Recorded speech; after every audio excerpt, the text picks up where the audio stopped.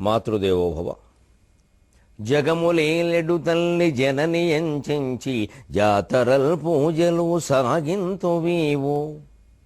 జగములేలెడు తల్లి జనని ఎంచెంచి జాతరల్ పూజలు సాగింతువీవు. జగము నీవేలగా జన్మనిచ్చిన తల్లి జగమేలు తల్లి ఎంచెంచలే ఒక్కో. జగము నీవేలగా జన్మనిచ్చిన తల్లి జగమేలు తల్లి ఎంచెంచలే ఒక్కో. నిగనిగల్ జారిన నీరుగారినను నినుగన్నది తల్లి నీ పూజ చెల్లి. నిగనిగల్ జారిన నీరుగారినను నినుగన్నది తల్లి నీ పూజ చెల్లి. సగమైన వేళ నీ సాయము కోరి చాతకమ్మై నిల్వ స్వాతి కాలేవే. సగమైన వేళ నీ సాయము కోరి చాతకమ్మై నిల్వ స్వాతి కాలేవే. మన తల్లి తరువోజ మన మనఃపూజ మన జన్మమున కామె మధుమాధవీజ.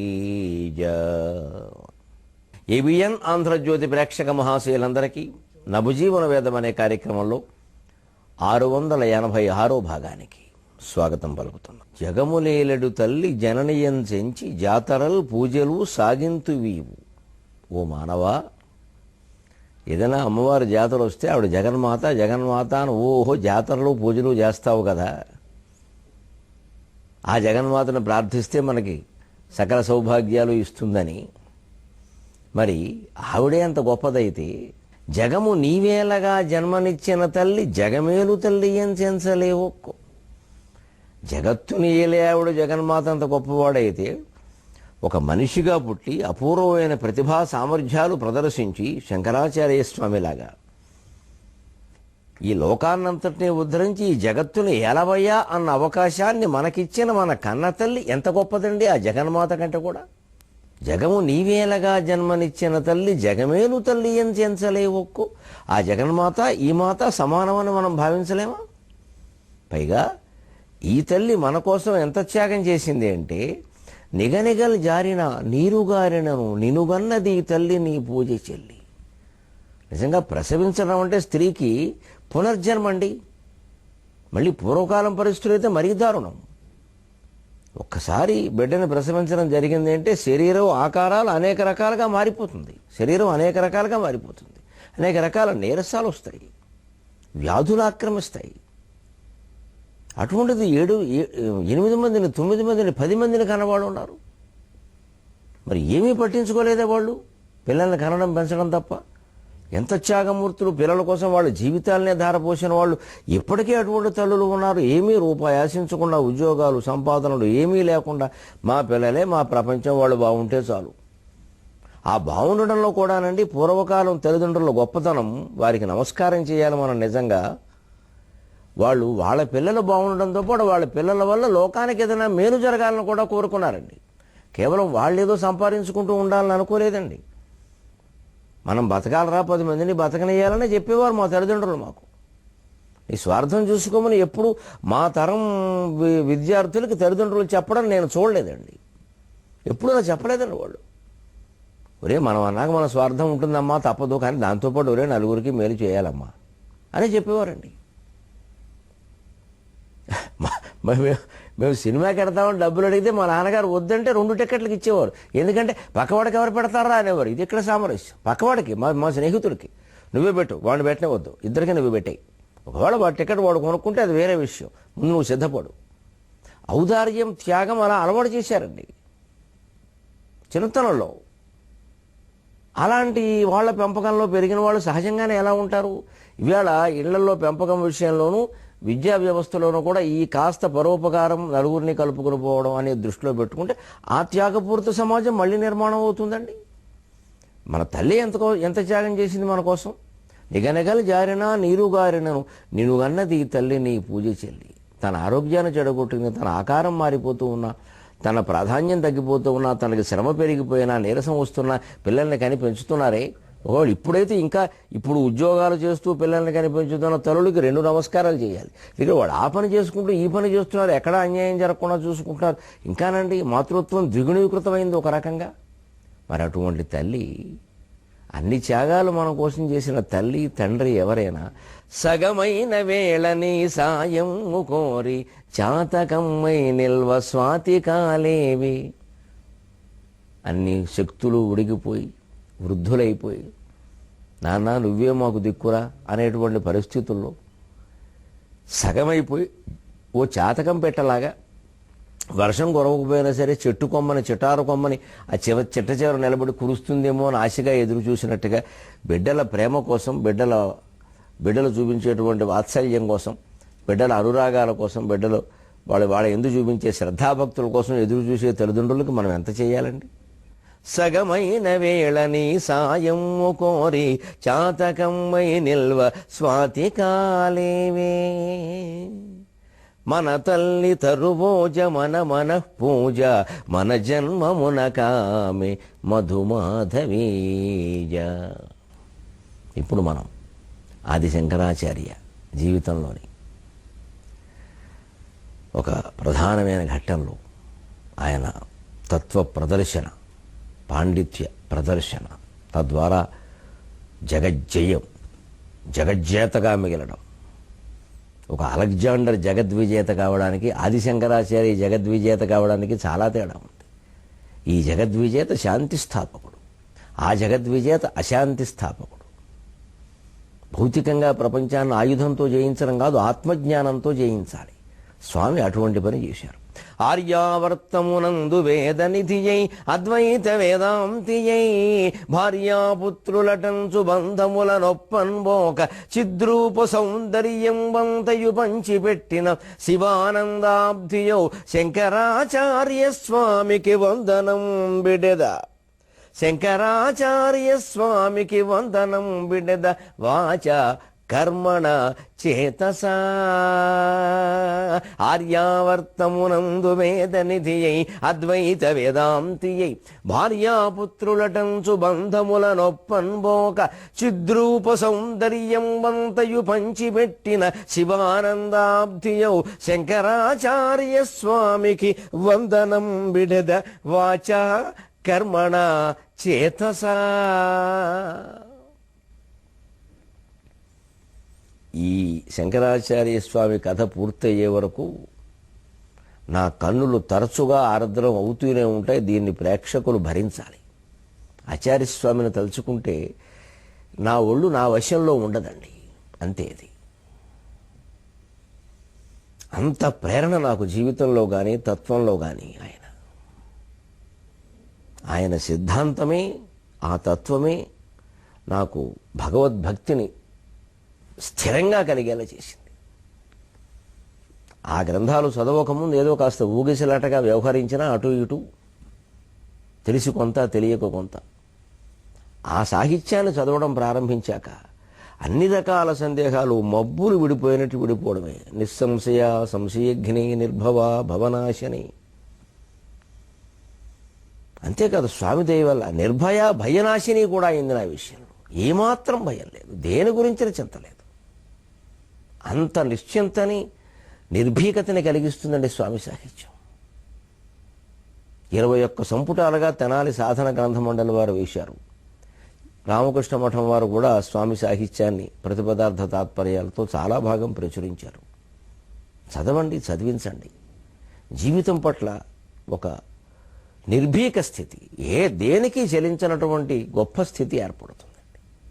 అన్నీ వింటూ ఉంటాం, చూస్తూ ఉంటాం, సాక్షిభూతంగా ఆనందంగా ఉంటాం. మన కర్తవ్యాలేవో మనం చేస్తాం.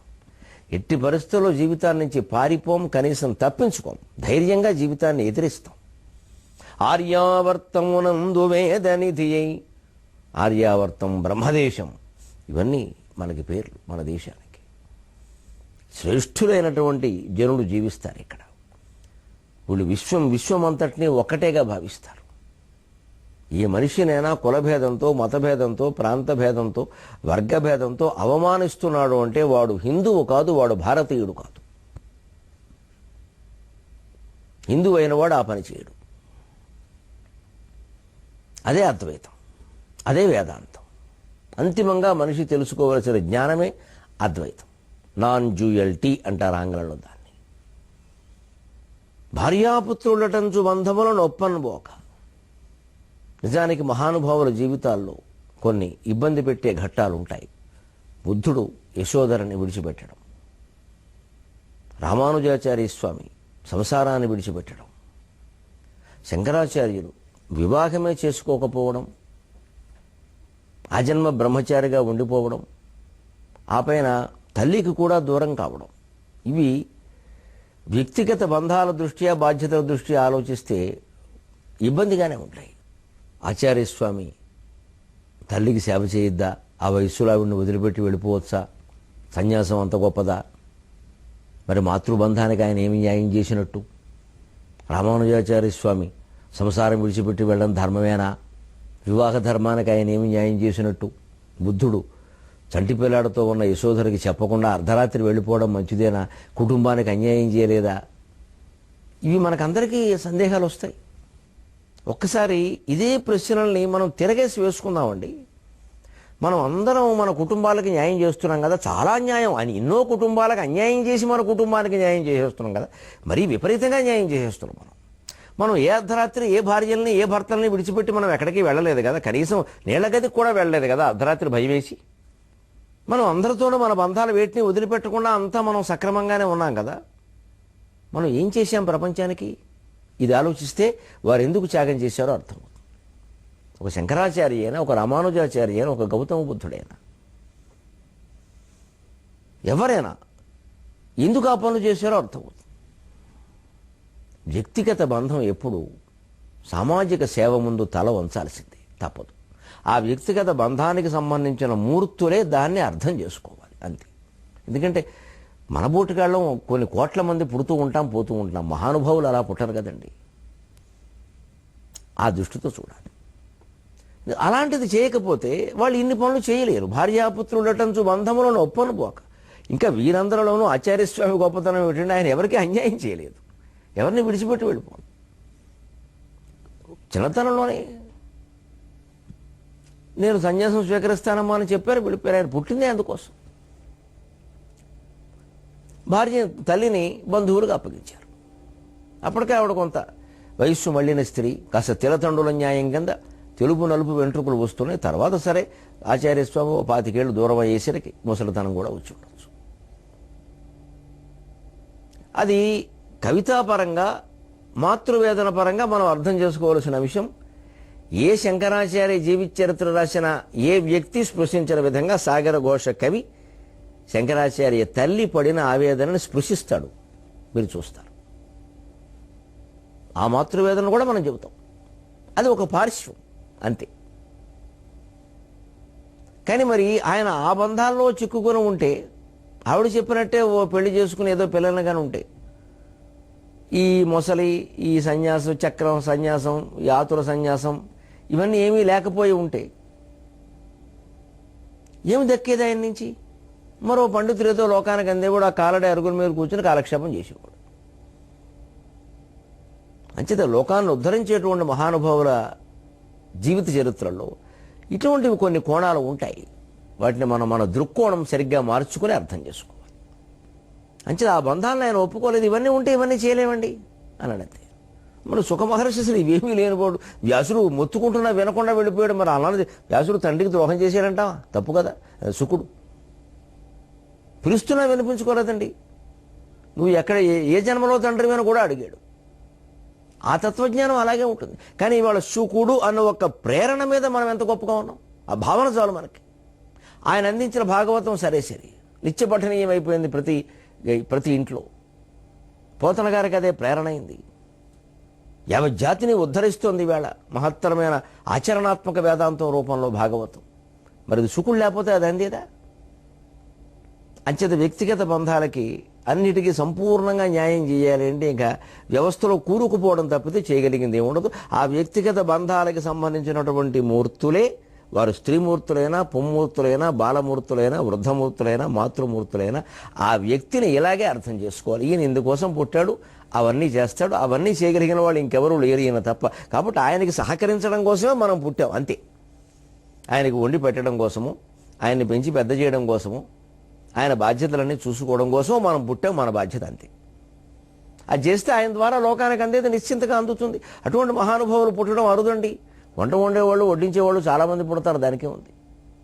అది ఇతరులు కూడా చేయగలుగుతారు. దానికోసం భార్య తల్లే అవసరం లేదు కూడా ఇవాళ ఉన్న పరిస్థితులు. ఆయన సాధించిన గొప్ప విజయాలు ఏమిటి? చిద్రూప సౌందర్యం వంతయు పంచిపెట్టిన శివానందాబ్ధి. శివానంద లహరి, శివానంద అబ్ధి. ఒక శివానంద సాగరాన్ని ఆయన ఈది కొన్ని అలలు మన మీద పడేలా చేశారని ఆ తుంపరలు, అదే శివానంద లహరి. సముద్రం ఆయన ఈదింది, సముద్రం మనకి దక్కింది అలా మన ప్రాప్తం అంతే. అలాగే సౌందర్య లహరి, ఆనంద లహరి. శంకరాచార్య గ్రంథాలన్నీ సుమారుగా లహరి లహరి అన్నట్టుగా ఉంటాయి. ఎందుకంటే చల్లదనం చల్లదనం చల్లదనం ఆయన కోరుకునేది. మనిషి హృదయం చల్లబడాలి, మనస్సు ప్రశాంతంగా ఉండాలి. లోకమంతా ఒక్కటే, ఒకే ఒక పరబ్రహ్మ పదార్థం, విశ్వం విష్ణువు అని అర్థం చేసుకోవాలి. ఇది ఆయన లక్ష్యం. ఆ చిద్రూప సౌందర్యాన్ని అంతా ఆయన ఆస్వాదించాడు. చిద్రూపం అంటే చైతన్యం, ఆత్మ. చిచ్చక్తి చేతన ఆరూప జడశక్తి జడాత్మిక.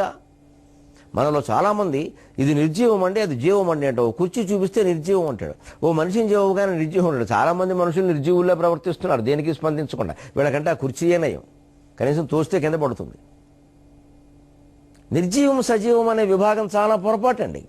లలితా సహస్రం చదివితే అర్థమవుతుంది. చిచ్చక్తి చేతనారూప జడశక్తి జడాత్మిక. జడ పదార్థాల్లో జడశక్తి రూపంలో ఉన్నది ఆవిడ, చైతన్య పదార్థాల్లో చైతన్య శక్తి రూపంలో ఉంది. చైతన్యం ఎంత శక్తో జడం కూడా అంతే శక్తి. కదలడం ఎంత గొప్ప విషయమో ఒక సందర్భంలో కదలకపోవడం కూడా అంతే గొప్ప విషయం.